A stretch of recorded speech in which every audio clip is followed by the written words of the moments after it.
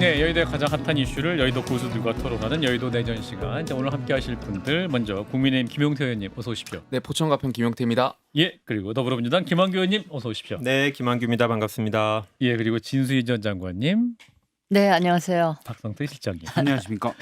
근데 우리 왜 이렇게 오랜만에 본 것 같죠? 제가 지난번에 한번 못 와서 한 달 만에 온 것 같습니다. 예. 이야, 그 사이에 엄청난 그 한국 신기록을 세우셨는데 뺏겼습니다. 예. 하루만 저희가 원고 다 준비해놨는데 그 필리버스터 최장 기록 1위 딱 하는데 갑자기 오늘 원고를 바꿨어요. 오늘 바꿨어요. 소회랄까요? 필리버스터의 그 후유증이 끝나기도 전에 또 박수민 의원님께서 또 훌륭한 또 필리버스터를 해주셔가지고 예. 근데 박수민 의원님 내용 굉장히 저 인상 깊게 봤어요. 보수주의자로서 이 경제 자본주의 시장에 대한 성찰 많은 고민들을 녹여냈던 필리버스터였던 것 같아서 예. 좀 응원하면서 저도 지켜봤습니다. 그 현장을 우리 김한규 의원님이 경청해 주셨습니까? 아니 못 들었습니다. 참고로 김한규 의원님께서는 제 필리버스터를 김용태 들어주셨습니다. 의원님 하실 때는 그러니까 김용태 제가 의원님 필리버스터. 일부러 남아서 들었고요. 이야. 저희가 상임위별로 여야 모두 당번이 있어서 그런데 저는 그때 당번이 아니었는데 예. 김용태 의원님이 어떻게 얘기하신지 궁금해서 이야. 앞에 좀 들었는데 뭐 잘하시더라고요. 이야, 예. 또 의리의 김한규 의원님이 또 여의도 내전 그 짝꿍에 필리버스터 들어주셨다. 기록 깨졌다고 너무 아쉬워하지 마세요. 기록은 아유, 깨지라고 뭐, 있는 뭐, 거니까. 예, 그럼요. 이게 뭐 필리버스터가 기록 경쟁도 아니고 예. 의지의 표현인 거니까. 눈빛은 여전히 아쉬우신 것 같습니다.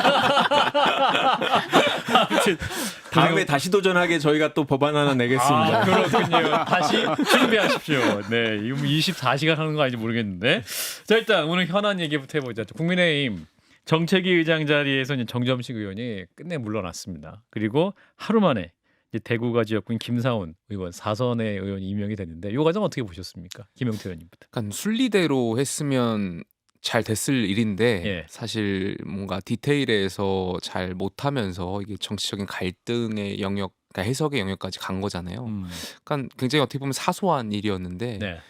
이게 오히려 국민들이나 언론들의 비추기에는 마치 힘겨루기 양상으로 벌어진 거에 대해서 조금 아쉽다라는 생각이 있고요. 그러니까 이게 정책위의장이 갖고 있는 독특한 지위 때문에 그런 것 같아요. 조금 예. 설명을 드리자면 과거에 저희가 한 3년 전만 하더라도 정책위의장은 선출직이었습니다. 원내대표와 런닝메이트였죠. 러닝메이트에서 의총회에서 경선을 통해서 뽑았는데 그러니까 이게 3년 전부터 바뀌었어요. 그러니까 원내대표만 뽑고 정책위의장은 원내대표가 당대표와 협의하게 되어 있는 거예요.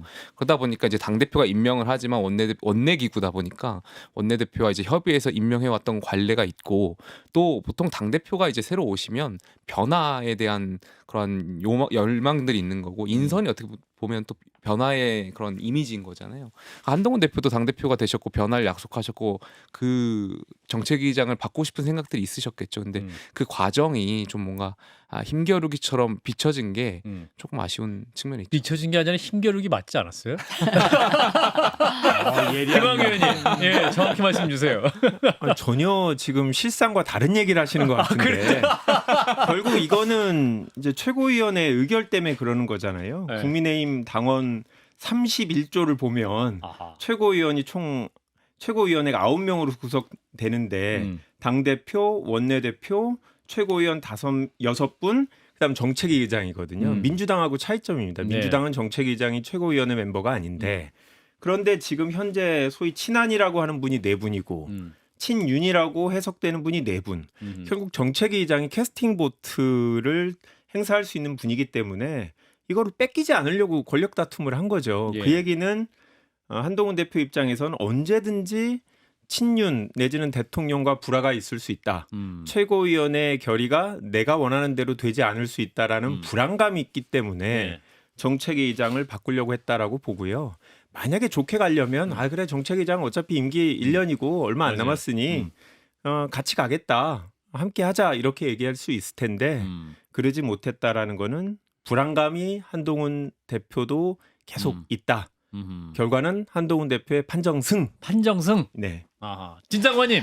그게 판정승이 아니고 완승이 됐으려면 대표가 될 확률이 굉장히 높았잖아요. 예. 전대 기간 중에. 그렇죠. 그러면 미리 인선을 최소한 당 3역이 이제 원내대표야 의총에서 뽑는 거니까 그렇다고 쳐도 사무총장이나 이 정책위 의장 정도는 미리 그림을 갖고 있다가 당대표 되는 다음 날 현충원 다녀오자마자 그냥 일괄적으로 발표를 이렇게 속전속결로 했더라면 아하. 그냥 이 자체가 무슨 유난 갈등이네 뭐네 뭐 이런 거 없이 그냥 갈 수도 있었을 텐데 그 점에 있어서 저는 약간 정치력이 조금 아쉽다 하는 말씀을 드리고 그러니까 지난 일주일 동안 공연이 이 문제 때문에 온 언론과 이 국민들의 아이템이었어요. 예, 네. 관심이 쏠리면서 막 없었던 갈등도 생기게 생긴 뭐 이런 상황을 만들었다는 게 조금 아쉽긴 예, 우리 해요. 네. 왜 웃으세요, 김백태님? 크게 웃으셔가지고.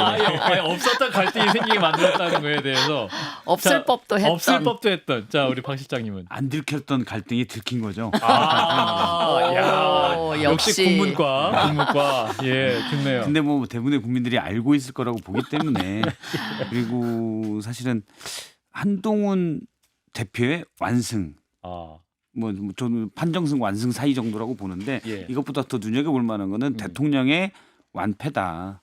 지금 임기가 반도 안 지났는데 어떤 사실은 힘싸움 형국이 돼버렸잖아요. 왜냐하면 정유석 비서실장이 부탁까지 그러니까. 한 네. 걸 대놓고 거부하고 결론은 한 대표 뜻대로 됐어요.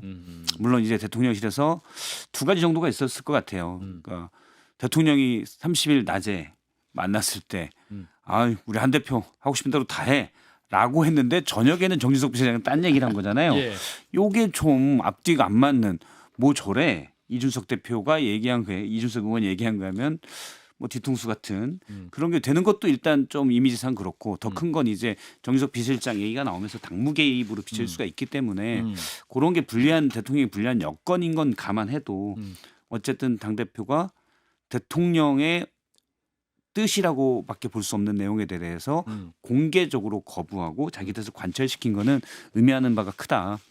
그래서 대통령의 뒤끝이 어떻게 나올지가 이제 관심이고 우려다. 근데 이 그 정도인 것 같아요. 뒤끝이 정점식 전 정책위 의장의 입을 통해서 조금 이렇게 그 표현이 된 것 같기는 해요. 정점식 의장이 그대로 물러난 건 아니고 몇 마디 또 말씀을 했기 때문에 예. 그거는 이미 표현이 됐다고 생각을 하고요. 예. 이 정책위 의장이 김상훈 의원이 되셨잖아요. 예. 근데 과연 김상훈 의장이 한 대표 뜻이었을까요? 라는 점에 대해서 제가 물음표를 갖게 되는 게 뭐 변화, 뭐 민심의 요구에 굉장히 그렇게 포장은 그렇게 하셨는데 과연 그렇게 묘사한 그 말에 김상훈 신임 의장이 꼭 그렇게 부합하는 건지 저는 잘 모르겠어요. 뭐 수도권 얘기도 나왔고 했는데 이런 결론에 이르는 거는 그리고 정책위 의장은 보통 원내대표가 3선쯤 되면 정책위 의장은 재선 정도 이렇게 해왔는데 4선이잖아요. 그래서 제가 갖고 있는 의심은 다른 분한테 제안을 했는데 그분들이 혹시 고사에서 고사나 거절, 아. 고사하고 거절했던 분들은 이게 이 의장 자리가 굉장히 논란의 중심에 있었기 때문에 약간 용산을 의식하기도 하고 아하.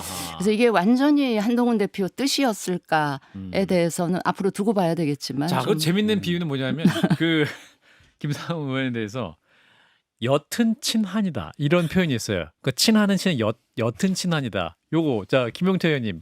그러니까 진수희 전 장관이 말씀하셨던 것처럼 이제 아무래도 정책위장이 누군가 오시게 되면 이 갈등 상황에서 한동훈 계로 이제 불려지겠죠, 언론을 통해서는. 예. 그러다 보니까 지금 상황에서 뭔가 규정받기를 어려워하는 의원들이 있잖아요. 뭔가 지금 꼭 개파로 이제 해석이 되는 양상들이 있다 보니까 피하시려고 하는 분들도 있고 이제 나서지 않으려고 하는 분들도 있다 보니까 인선의 현실적인 어려움은 있었을 수도 있다라고 보여지고 예. 아무래도 이제 김상훈 의원께서 어쨌든 한동훈 대표 체제에서의 정책 의장을 맡아 주셨으니까 당 대표와 또 원내 대표 함께 하시는 분으로 읽히면 되지 않을까요?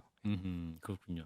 김한규 의원님 어떻게 보세요? 보통 당대표 선거할 때 의원들이 보좌진을 파견하죠. 아하. 네, 그렇게 되면 이제 줄을 서는 거고 아하. 파견하지 않고 그냥 관망하면 아.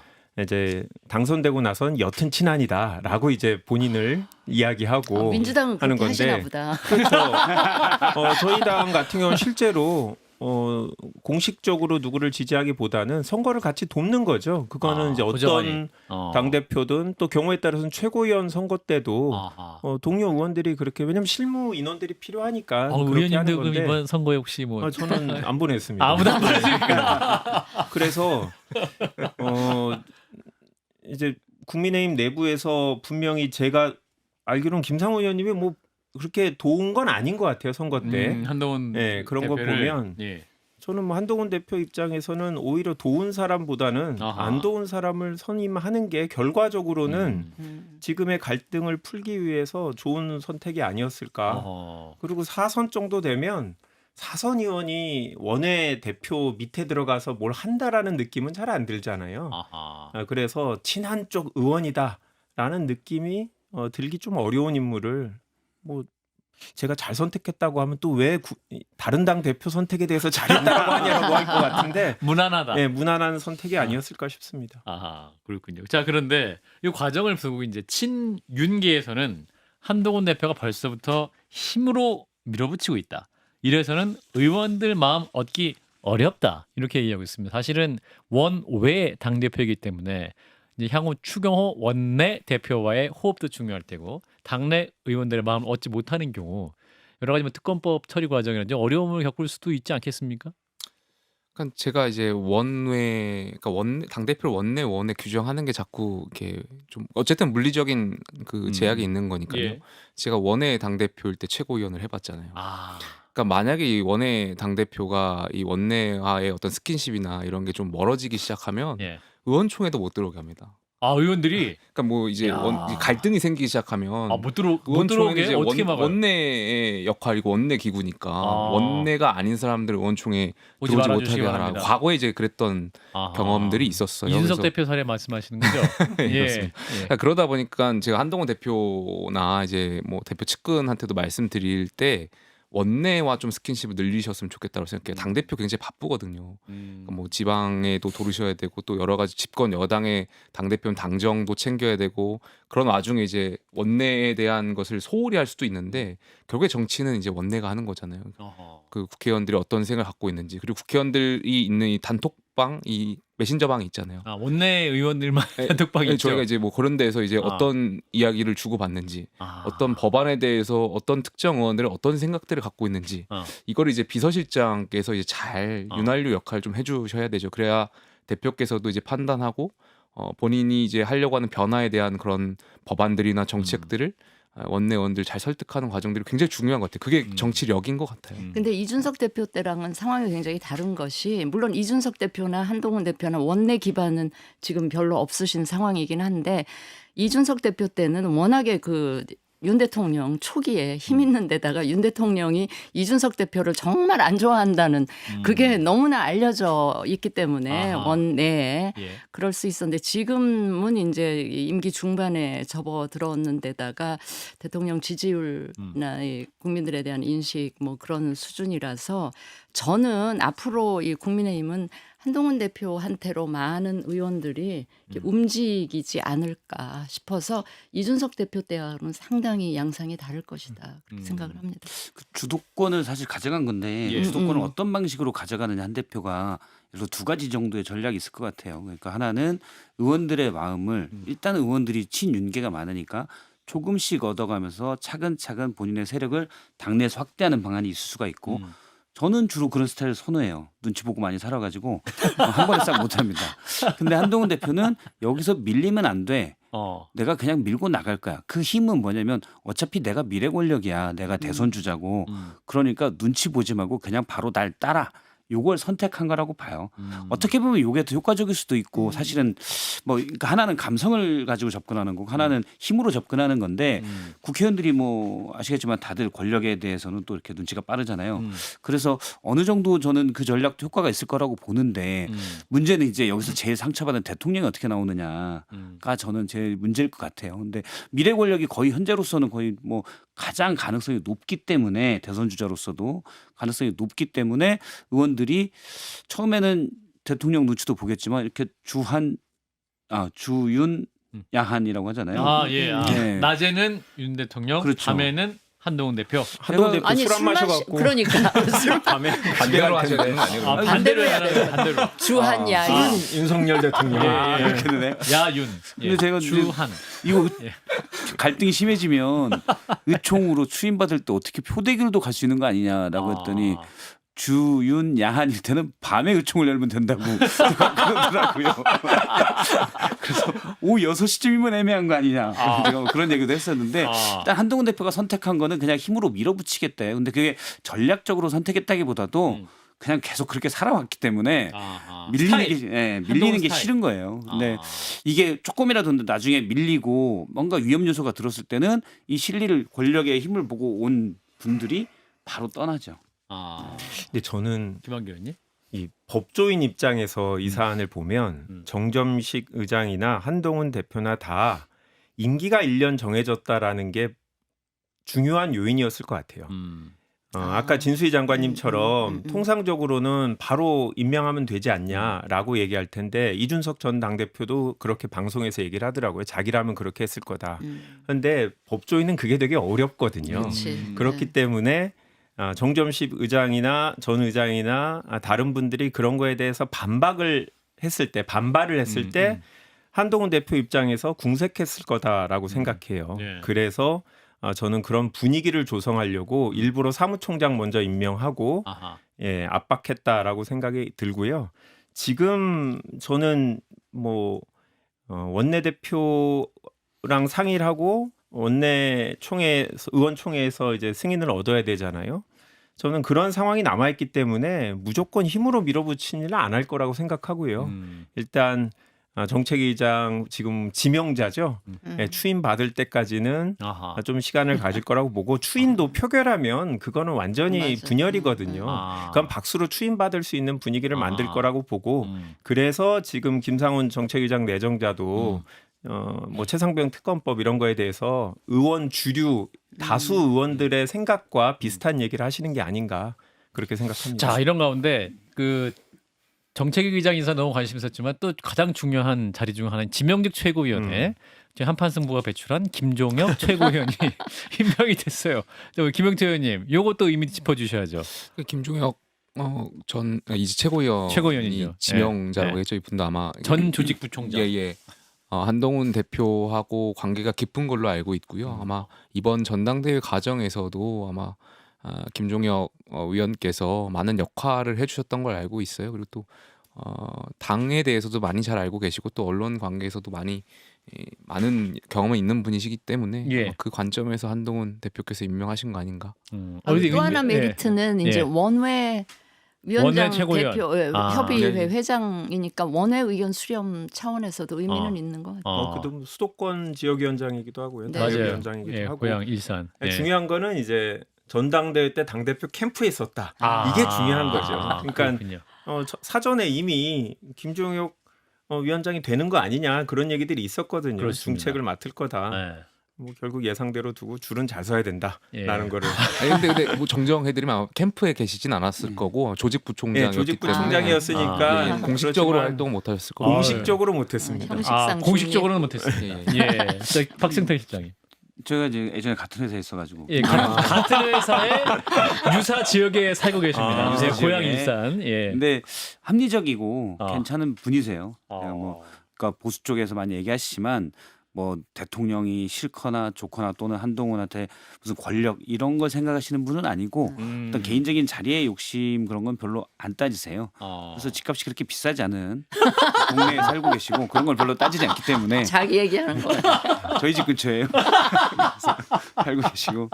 그래서 근데 한동훈 대표가 포진한 자리를 그 최고위원회랄지 사무총장이랄지 보면 나름 국민의힘 내부에서도 합리적인 분들이라고 평가받는 분들이 많아요.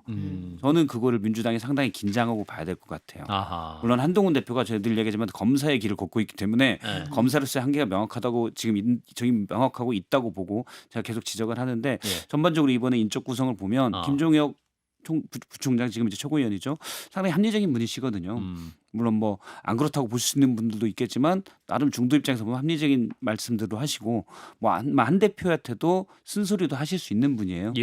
근데 박정아 비서실장. 비서실장. 도 국민의힘 내부에서 합리적인 분이라는 네. 평가를 많이 받으셨고 그런 것들을 보면 약간 전반적인 인적 구성은 어떻게든 민심에 좀 가깝게 하려는 측면이 많다. 그런 느낌이 전 좀 나요. 자 민주당 입장 긴장되십니까? 네? 아니 뭐 저희도 아직 최고위원 아직 구성이 안 됐으니까 합리적인 분들로 딱 구성이 그다음에 돼야죠. 저희도 당직 임명들을 안 했잖아요. 지도부가 8월 18일 날 구성되면 실제로 저도 궁금해요. 대표가 임명하는 당직들을 어떤 성격으로 갖고 갈 건지 최고위원 분들이 아무래도 좀 대표하고 비슷한 주장들을 하시거나 가까운 분들로 구성될 것 같기 때문에 그러면 지명직 자리들을 어떻게 하는지도 중요하죠. 예. 물론 뭐 민주당으로서는 이쪽에는 대통령이 예. 또 계시기 때문에 안심할 수도 있겠지만 예, 여러 가지 의미가 내포되어 있습니다. 자 김한규 의원님 그런데 이재명 전 대표가 이제 그 한동훈 대표의 네. 그 제3자 추천 그 최상병 특검법에 대해서 수용할 수도 있다, 수용 검토하고 있다는 보도가 나온 다음에 1시간 만에 또 캠프에서 아니다 이렇게 좀 번복하는 해프닝이 좀 있었는데 이거 어떻게 뭐 이해해야 당내에서 됩니까? 그런 논의는 하고 있는 건 맞고요. 예. 뭐 공식적인 논의는 아니지만 여러분들이 그런 얘기를 하고 있는데 이재명 전 대표 입장에서는 아직 전당대회 중인데 본인이 당대표 안 됐는데 마치 될 것처럼 검토하고 있다라고 얘기하는 게 이상한 거잖아요. 근데 분명히 여러 의원들이 얘기를 하고 있어요. 한동훈 대표가 후보 시절에 얘기했던 거를 저희가 미리 내는 건 어떠냐. 그런 얘기도 하고 또 아니고 한동훈 대표 쪽에서 제출하도록 국민의힘에서 제출하도록 압박해야 된다. 뭐 이런 얘기도 있고 결과적으로는 저희는 특검을 시작하는 게 중요하기 때문에 여러 의원들은 추천에 대해서는 좀 유연할 필요가 있지 않냐라고 하는데요. 근데 공식적으로는 저희가 법안을 냈다가 거부권으로 대통령이 반대 의사를 표시했는데 갑자기 저희가 그러면은 양보해서 우리가 이걸 낼게 하기는 좀 어려운 상황이거든요. 그러니까 전략적으로 저희는 한동훈 대표에게 약속을 지키라라는 식으로 갈 가능성이 높지 않나 싶습니다. 그래서 박찬대 당대표 직무대행이 당장 오늘이라도 한동훈 대표가 생각하는 해병대 특검법, 그러니까 최상병 특검법을 발의하기 바란다 이렇게 말을 했는데 김용태 의원님 네. 어떻게 될까요? 뭐 한동훈 대표가 여기에 대해서 의원들을 많이 접촉하면서 본인의 생각을 말씀하시고 있는 걸로 알고 지금도? 있어요. 제가 알기로 저랑도 최근에 이제 만나가지고 여러 가지 의견을 나눴었고, 그러니까 뭐 이 제3자 특검에 대한 고민들이 되게 깊은 걸로 알고 있고요. 어떻게 하면은 이 진상 규명과 또 민주당의 그런 정략적인 이용이 아닌 정말 국민들께 이 사안에 대해서 명명백백하게 밝힐 수 있을까에 대한 고민이 많은 걸로 알고 있고 그 지점에서 이제 의원들하고 많은 의견을 주고받고 있는 걸로 알고 있습니다. 저희가 걱정하는 거는 말씀하시고 장관님. 네. 예. 객관적 진실을 밝히기 위한 고민인지 아니면 여하튼 대법원장 임명하면 실질적으로 별로 이렇게 우려되지 않을 거다. 그런 특검이 들어와서는 제대로 역할을 못하고 못 밝힐 거다라는 정무적인 판단을 하고 있을지 그게 궁금해요. 저는 여당의 당대표인데 객관적 진실을 밝히기 위해서 노력한다? 저는 그건 현실적으로 기대하기 어렵다고 보고 지금 계속 여당이 문제 제기하는 게 이거 대통령 탄핵하기 위한 사유를 찾기 위한 특검 아니냐라고 주장하고 있는데 그런 정서를 갖고 있는 여당 의원들한테 객관적 진실을 확인해야 된다? 저는 그거보다는 대법원장이나 대한변협회장이 추천해도 야당이 추천하지 않는 이상 별 우려 없다. 이거는 물증이 있는 게 아니고 다 이제 사람들이 증언을 해야 되는 거라 객관적 진실을 밝히기 어렵다라는 식으로 설득하지 않을까 싶은데요. 진정한. 뭐 어차피 저는 특검 이제- 해봐야 필요 없다라는 식으로 예. 설득할 거란 예. 말씀이죠. 김용태 의원한테 궁금한 네. 게 그 한동훈 대표가 얘기하는 제3자 추천 방식의 특검 그거에 대한 김용태 의원의 입장이 궁금해요. 저는 뭐 비대위원 모두 발언이나 언론에서 여러 차례 여기에 대해서 말씀드렸는데 예. 공수처 수사 결과 보고 판단하겠다는 말씀 여러 차례 드렸어요. 그러니까 지금 수사가 진행 중이고 저희가 공수처 수사 결과 보고 아마 많은 의원들이 저랑 같은 생각 갖고 계실 것 같아요. 예. 특검을 지금 상황에서 찬성 반대를 결정하는 것이 아니라 예. 공수처 결과 보고 판단하겠다라고 다수 의견들이 생각하고 있습니다. 저도 김용태 의원님한테 궁금한 게 있는데요. 예. 우리 김용태 의원에 대해서 뭐 완전 김한규 의원한테 궁금한 거 없으십니까? 조금 이따가 조금 이따 그러고 알겠습니다. 김용태 의원님께 일단 아니 질문 한동훈 집중. 대표가 와서 관련돼서 의견을 들었다고 하는데 예. 그게 의견을 들은 건지 아. 특검법에 대해서 아니면 지금 김한기 의원님 방금 전에 말씀하신 거 설득을 한 건지 그게 좀 궁금해요. 이- 제가 볼 때 설득이 없었을 것 같아서 아예 저는. 제3자 특검법뿐만이 아니라 네. 뭐 현재 발생하고 있는 지금 뭐 티몬 위메프 사태라든지 현안들. 뭐 그 최근에 안타까운 그 일본도로 인해서 그 불의의 사건들이라든지 이런 거 이제 여당으로서 어떻게 정책을 입안하고 법적인 테두리를 마련해야 될까 이 전반적인 틀에서 좀 현안을 그 주고받았습니다. 최상병 특검법이 한동훈 대표가 출마 선언문에서는 이게 진실 규명으로서 필요하다. 국민적 의구심이 있다. 나서서 하겠다가 핵심이었거든요. 그런 본인의 의지를 설득했었습니까? 한 대표가? 본인 생각을 김용태. 말씀을 하셨죠. 그래서 어. 저는 제 생각을 또 이렇게 공수처 수사 결과를 음. 보고 판단해야 되지 않냐라는 음. 말씀을 드렸었고 그 과정에서 대화를 충분히 주고받았습니다. 근데 저는 한 대표가 그걸 다시 이제 자기의 입장을 확인하면서 동시에 이거는 이제 또 원내에서 결정할 사안 이렇게 얘기하는 게 저는 이게 뭘까? 이게 과연 속도 조절일까? 그러니까 원내 의원들 우군을 확보해야 하는 상황에서의 속도 조절일까? 아니면 안 하는 쪽으로 원내 의원들 다수가 이러니 어떻게 하겠냐라는 식의 출구 전략일까? 그 둘 중에 어느 쪽일까가 되게 지금 궁금하거든요. 예. 앞으로 이제 지켜보면 법조인인 알게 김한기 되지. 의원님께 하나 짧게 질문 드리고 싶고 답변 짧게 해주시면 좋을 것 같은데 그 특검이 누가 되느냐에 따라서 실체적 진실이 달라집니까? 달라질 수 있죠. 의지가 많이 그런가요? 다르고 아. 대법원장이 임명한 특검이 2007년부터 12년까지는 다 대법원장 임명이었어요. 네.